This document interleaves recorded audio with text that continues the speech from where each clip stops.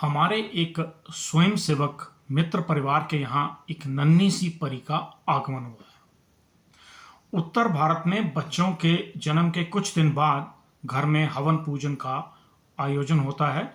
अलग अलग जगह पर अलग अलग नाम से पुकारा जाता है।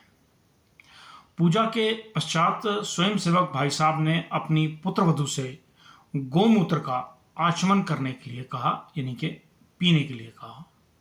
बहू पढ़ी लिखी थी, उसने विनम्रतापूर्वक ससुर जी को मना कर दिया। भाई साहब ने व्हाट्सएप विश्वविद्यालय के शोध पत्र के करोड़ों के अनुसंधान और गोमूत्र की अनगिनत गुणों की व्याख्यान कर दिया। संयोगवश बहू के माता पिता भी वहीं मौजूद थे। माहौल थोड़ा नाजुक हो गया। हवन की अग्नि ठंडी हो रही थी और बहस की गर्माहट बढ़ रही थी।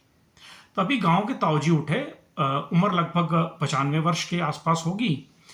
उन्होंने स्वतंत्रता संग्राम का दौर भी देखा है, पुराने कांग्रेसी हैं, स्वभाव से थोड़े गर्म भी हैं। बहू को पास बुलाया, कान ने कुछ कहा।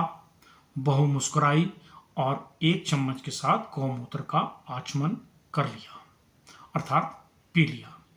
अब गांव में बात फैल गई कि ताऊ जी ने कान में क्या बोला।